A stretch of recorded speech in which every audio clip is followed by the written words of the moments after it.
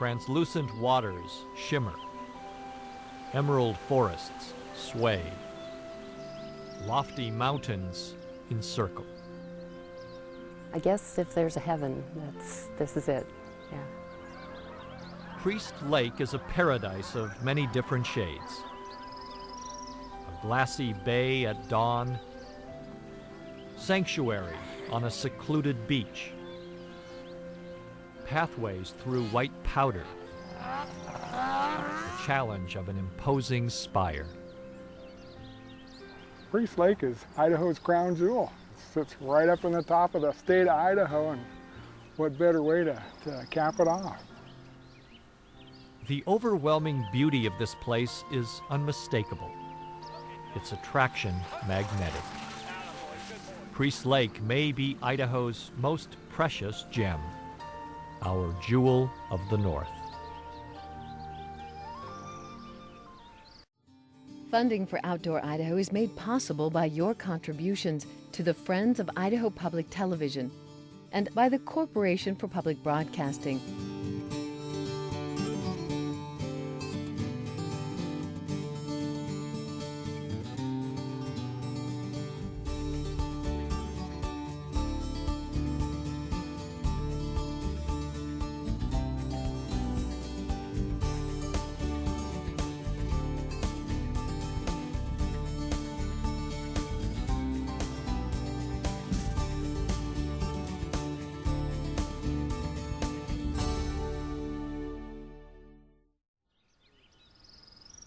It's the least developed of the northern Big Lakes, but Idaho's crown jewel has been discovered.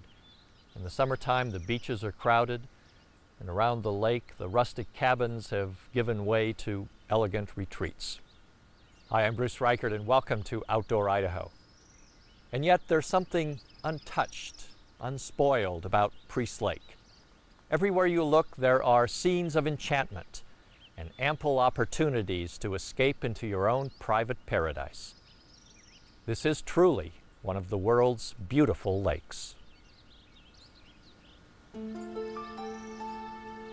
Sculpted by the advance of glaciers and molded during volcanic eruptions, Priest Lake is a natural masterpiece. Nestled in the northern tip of Idaho's panhandle, the lake rests in a sea of dense forests. Lush islands dot its alluring waters, while impressive mountains rise in all directions to frame its beauty. The Priest Lake Basin covers almost 100 square miles, and what you see today is the result of what has happened geologically: past glaciation, climate, fires, and volcanic activity. The glaciers moved down about 10,000 years ago, and they truncated about midway on the lake, about Kalispell Island. The high peaks on the east side were exposed throughout the time of glaciation, so you have those cirque lakes and really craggy peaks. Priest Lake itself stretches through the forests for 25 miles.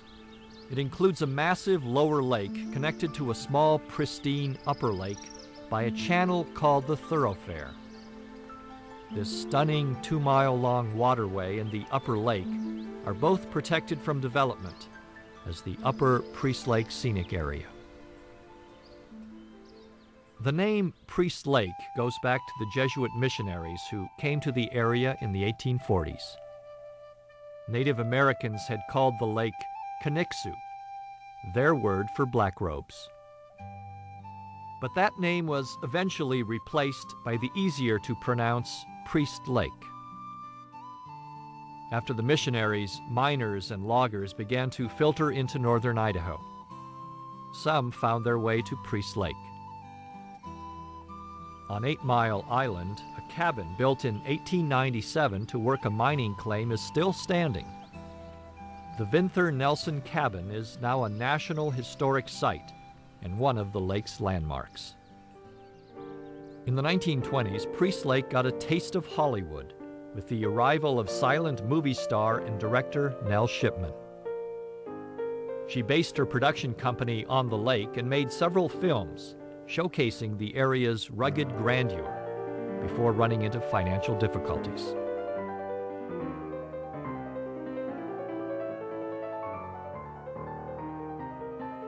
She was a woman that wanted to make movies in the natural setting.